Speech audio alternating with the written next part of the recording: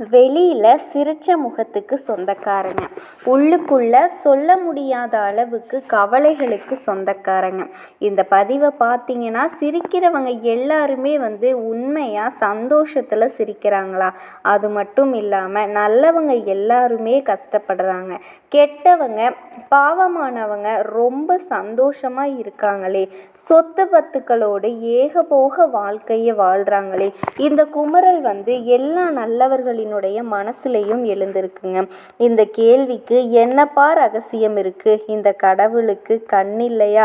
சில நேரங்களில் புலம்பி இருப்போம், நம்ம என்னதான் பாவம் பண்ணோம், நமக்கு மட்டும் ஏன் இத்தனை சோதனை? கொஞ்ச நாளில் சரியாயிரும். கொஞ்ச நாளில் பார்த்தீங்கன்னா வாழ்க்கையை நம்ம நரகத்தையே தான் பார்த்துட்ருக்கோம். ஆனால் அந்த வாழ்க்கை நம்மளை போட்டு துவைச்சி எடுக்குது. இந்த கேள்விக்கு யாருப்பா பதில் சொல்வா? மிதனத்திற்கும் இந்த கேள்வி இருக்குது. இதை பார்த்தீங்கன்னா ஜோதிட ரகசியத்தோடு நான் சொல்கிறேங்க. மிதுன ராசிக்காரர்களுக்கு ஏன் இந்த நிலைமையை நீங்கள் அனுபவிக்கிறீங்க அப்படிங்க இந்த பதிவை பார்த்து நீங்கள் பார்க்குறவங்க சொல்கிறேங்க. இந்த பதிவை நிச்சயமாக நீங்கள் யார், இந்த பூமிக்கு வந்த ரகசியம் என்ன, உங்களுடைய கஷ்ட காலம் ஏன் இப்படி இருக்குது, கஷ்டங்கள் தொடர்ந்து இருக்குமா, அது மறையும், அந்த மாதிரி நிறைய தகவல்கள் உங்களுக்கு பயனுள்ளதாக இருக்குங்க. கண்டிப்பாக கேளுங்க. மனசு தெளிவடைஞ்சிட்டா மற்ற பிரச்சனைகளை நம்ம சமாளிக்க முடியுங்க. ஒரு பொறுமையை கையாள கற்றுக்கோங்க. ரொம்ப ரெண்டு மனசுக்காரங்க அப்படின்னு சொல்லுவாங்க, ஒன்று இழுக்க ஒன்று பிடிக்க அப்படிங்கிற மாதிரி. அப்படியெல்லாம் கிடையாதுங்க. நாங்கள் மற்றவங்க ஒரு முறை யோசித்தா நாங்கள் 2 முறை யோசிப்போம். தெளிவாக முடிவெடுக்கக்கூடிய ஆட்கள் அப்படிங்கிறத நிரூபிக்கணும் இல்லையா? அதை இப்போ தெளிவுபடுத்திடுவோம். புதன், மிதுன ராசி, புதன் ஆட்சி கிரகம். அறிவு, வேகம், பேச்சு, யோசனை இது எல்லாமே உங்களுக்கு இயல்பாக வரக்கூடிய சக்தி.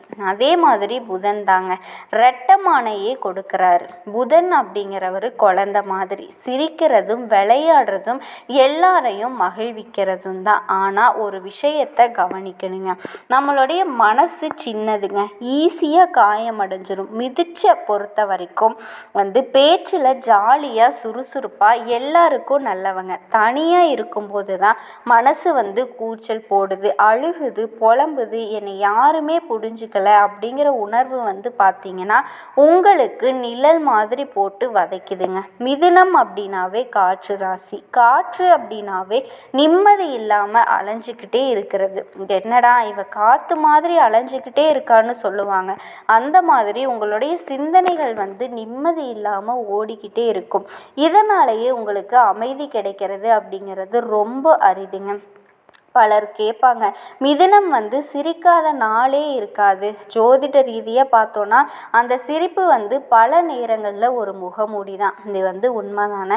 மிதுன ராசிக்காரங்க, நான் சொல்கிறது உண்மைங்க. நீங்கள் வெளியில் மட்டும்தான் சிரிக்கிறீங்க, உள்ளுக்குள்ளே எவ்வளவு கவலைகள் இருக்குது. நீங்கள் சொந்தக்காரங்க. மற்றவங்க நினைக்கிறாங்க எவனோ சிரிச்சுக்கிட்டு இருப்பாங்க, இவங்களுக்கு கஷ்டமே இல்லையாப்பா அப்படின்னு. ஆனால் மற்றவங்களுக்கு தெரியாதுங்க நீங்கள் படுற கஷ்டம் எல்லாம் எத்தனை வேதனைப்பட்டிருக்கீங்க அப்படின்னு உங்களுக்கு தெரியாதவங்க. மற்றவங்க எல்லாருமே நீங்கள் ஜாலியாக சந்தோஷமாக இருக்கீங்க அப்படின்னு தாங்க இது நாள் வரைக்குமே நினச்சிட்ருக்காங்க.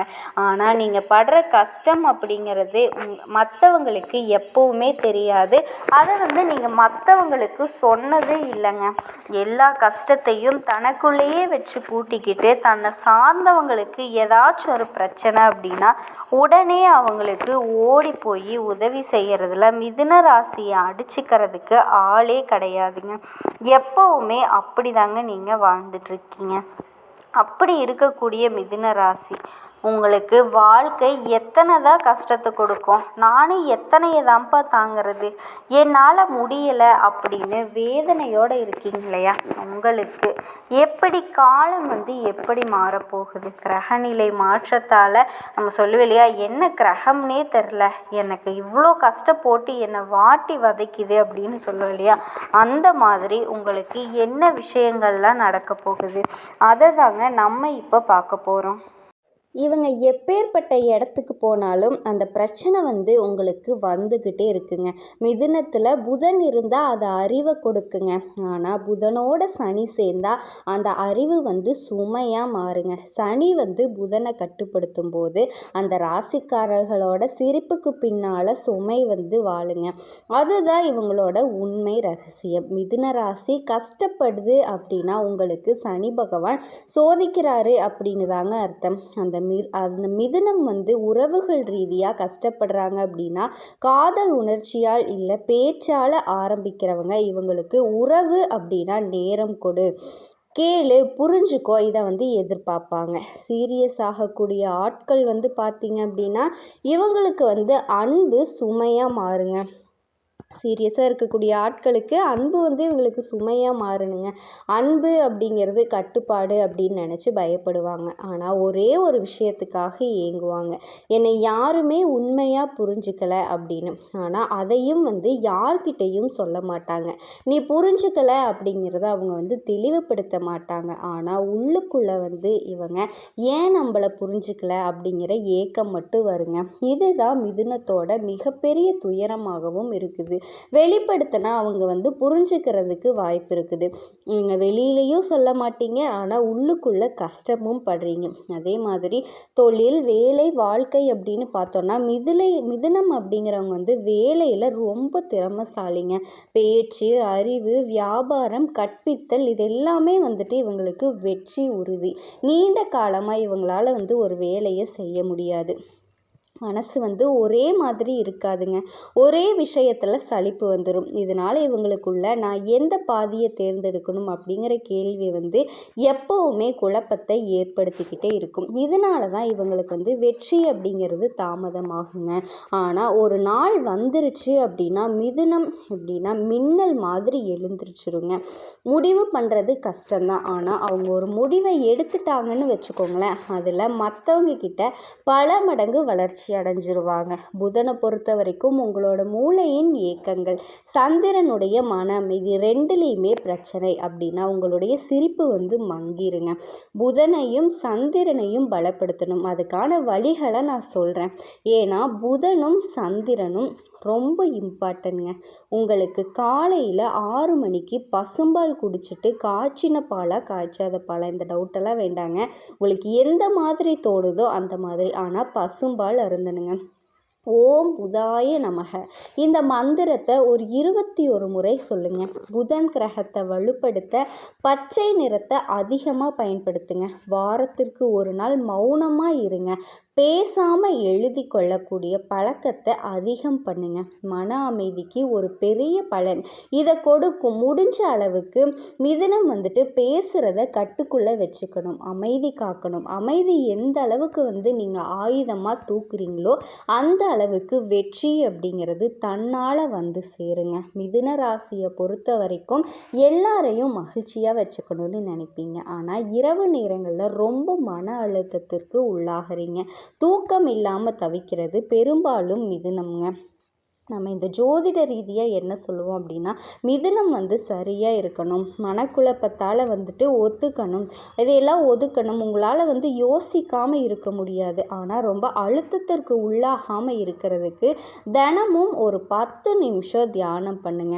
அமைதி உங்களுக்குள்ளே வந்துருச்சு அப்படின்னாவே இந்த குழப்பம், இந்த கூச்சல், இந்த இரட்டை மனநிலை அது எல்லாமே போயிடும். மிதுன ராசி பெண்ணை பொறுத்த வரைக்கும் எல்லாருக்குமே அன்பு கொடுப்பாங்க.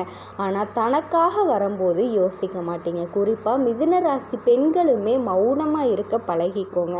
உணர்ச்சிகளை புரிஞ்சுக்கிறதுக்கான ஒரு வாய்ப்பு இருக்குது. இந்த மிதுன ராசிக்காரங்க ஒரு தொழில் பண்ணுறீங்க, உத்தியோகத்தில் இருக்கீங்க அப்படின்னா ரொம்ப நகைச்சுவையாக பேசுவீங்க. ஆனால் மனசில் கடன் சுமை அதிகமாக இருக்குங்க. நீங்கள் புதனை வழிபாடு பண்ணுங்க, அது உங்களுக்கு நல்ல ஒரு தீர்வாக கிடைக்கும். குறிப்பாக புதன்கிழமைகளில் பெருமாள் வழிபாடு உங்களுக்கு ரொம்ப ரொம்ப அதிர்ஷ்டங்க. பெருமாளை வழிபாடு செஞ்சால் ஆட்டோமேட்டிக்காக மகாலட்சுமி தாயாரினுடைய அனுக்கிரகம் பரிபூரணமாக கிடைக்குங்க. ஸோ பொருளாதாரத்தில் நம்ம ஸ்டேபிள் ஆகிடலாம்.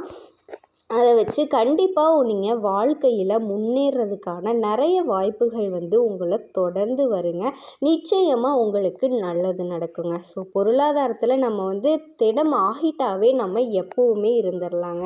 மிதுனத்தை எப்போவுமே ஏன் இரட்டை முகம் சொல்கிறாங்க அப்படின்னா, உண்மையாவது இரட்டை முகம் அது இல்லைங்க. இரட்டை மனம் கொண்டவங்க அல்ல, இரட்டை உணர்வு கொண்டவங்க. ஒரு மனசு எப்போவுமே கவலைப்பட்டுக்கிட்டே இருக்கும், ஒரு மனசு ஓய்வில்லாமல் யோசிச்சுக்கிட்டே இருக்குங்க. இது ரெண்டையும் கையாள கற்றுக்கிட்டா மிதுனம் கண்டிப்பாக ஜெயிச்சிருங்க. இந்த உலகத்தில் ஒவ்வொருத்தருமே ஒரே பாதையில் தாங்க நடக்கிறாங்க. ஆனால் மிதுன ராசியை மட்டும் 2 பாதை, 2 திசை, 2 விதி, ஒரே ஆன்மா, ஆனால் 2 அடையாளங்கள். சொல்லப்போனால் மிதுன ராசி மிதுன ராசி இல்லைங்க, அது ஒரு யுக்தினே சொல்லலாம். மிதுன ராசிக்காரங்களே, உங்களுக்குள்ள ஒரு ரகசியம் இருக்குது. அது உங்களுக்கு தெரியுமா? உங்களுக்குள்ள 2 குரல்கள் பேசும். மனசாட்சின்னு ஒன்று சொல்கிறேன் இல்லையா, இதை செய்யுங்க, இதை செய்யாதீங்க சொல்கிற இடத்துல, முடிவெடுக்கக்கூடிய இடத்துல நமக்கு ஒன்று பார்த்திங்கன்னா, ஒன்று தொடங்கு இல்லை முடி அப்படின்னு சொல்கிறேன் இல்லையா. ஆனால் இவங்களுக்கு மட்டும் ஒரே நேரத்தில் ஒரு மனசு என்ன சொல்லும், ஒரு குரல் என்ன சொல்லும், தொடங்கு அப்படின்னு சொல்லும். இன்னொரு குரல் என்ன சொல்லும், இல்லை இல்லை தொடங்காத, வெயிட் பண்ணு அப்படின்னு சொல்லி தடுக்கும். அதாவது ப்ளஸ் இவங்களே மைனஸ் இவங்களே ப்ளஸ் அப்படின்னா எந்த ஒரு மாற்றமும் இருக்கிறதில்ல. ஆனால் இவங்க ப்ளஸ்ஸையும் மைனஸையும் மற்றவங்களுக்கு பயன்படுத்தினா அவங்களுக்கு ஒர்க் அவுட் ஆகுது, நமக்கு மட்டும் ஓரக்கட்டுது. அப்படிங்கிற மாதிரி விதத்தோட வளர்ச்சி தடைப்படுறதுக்கு காரணமாக இவங்களோட புத்தியே தான் இருக்குது. ஆனால் இப்போ காலம் மாறப்போகுது. இந்த கடைசி 2 மாதம் வருஷத்தோட இப்போ உங்களுக்கு எப்படிப்பட்ட வாழ்க்கையை மாறப்போகுது? உங்களுக்கு சோதனைகளாக வரலை, நீங்கள் திரும்ப விழுந்த இடத்துலையே வேகமாக எந்திரிச்சு நிற்கக்கூடிய அற்புதமான நாட்களாக வரப்போகுது அப்படிங்கிறத சொல்கிறேங்க. 3 நிலைகளில் மாற்றத்தை கொடுக்க போகுது. சிந்தனை, அதிர்ஷ்டம், அடையாளம், கிரகங்கள் இடம் மாற்றத்தினால உங்களுடைய அதிர்ஷ்ட ரேகை இப்போது வேகமாக வேலை செய்ய போகுது. இது நாள் வரைக்கும் துரதிர்ஷ்டசாலியாக நம்ம அப்படின்னு நினச்சிட்டு இருந்த உங்களுக்கே நீங்களே ஆச்சரியப்படக்கூடிய அளவுக்கு அதிர்ஷ்டம் உங்கள் பக்கம் நிற்க போகுது. சில காலமாக நீங்கள் எதுவுமே பேச முடியாமல் மௌனத்தில் இருக்கக்கூடிய நிலையில் நேரம் காலம் கொடுத்துருச்சு. பழியால், துரோகத்தால், ஏமாற்றத்தால் உங்கள் நம்பிக்கை எல்லாமே நிறைய பேர் உடச்சிருப்பாங்க. உசுரே போன மாதிரி நிறைய துரோகங்களை தாங்கி இருப்பீங்க. இது எல்லாமே உங்களை சுற்றி இருந்துச்சு, ஆனால் அது எல்லாமே உங்களை உடச்சிருச்சு. நீங்கள் நினைக்கிறீங்க அது உங்களை உடைக்கலை, உங்களை அழகாக சிலை மாதிரி வடிவமைச்சிருக்கு. சோதனைகள் எல்லாமே உங்களுடைய வெற்றிக்கான அடித்தளமாக இருந்திருக்கு. அது இப்போ தான் நீங்கள் புரிஞ்சுக்க போகிறீங்க. இனி புதிய வடிவம் பெற போகிறீங்க, புதிய அதிர்ஷ்டத்தை அனுபவிக்க போகிறீங்க. புதிய முடிவுகள் அப்படிங்கிறது உங்களுக்கு திருப்பத்தை ஏற்படுத்த போகுது. இதோட இந்த நாட்கள் உங்களுக்கு சாதகம் என்ன பாதகம், எப்படி எந்தெந்த கிரகங்கள் உங்களுக்கு சோதனை கொடுக்குறாங்க, நீங்கள் எப்படி கையாளணும் அப்படிங்கிறத இப்போ சொல்கிறேங்க. ஒரு ராசியோட மாற்றத்தை, அதிர்ஷ்டத்தை மனுஷங்களால் மாற்ற முடியாதுங்க. ஆனால் நம்மளோட அதிர்ஷ்டத்தை மாற்றக்கூடிய அமைப்பு அப்படிங்கிறது கிரகங்களுக்கு இருக்குது. அந்த கிரகங்களை இயக்குறது நம்மளுடைய கர்மா, நம்மளுடைய மனசு, நம்மளுடைய முயற்சி. இப்போது உங்களுக்கு 4 முக்கிய கிரகங்கள் மிதுன ராசியோட வாழ்க்கையில் மாற்றத்தை ஏற்படுத்த போகுது.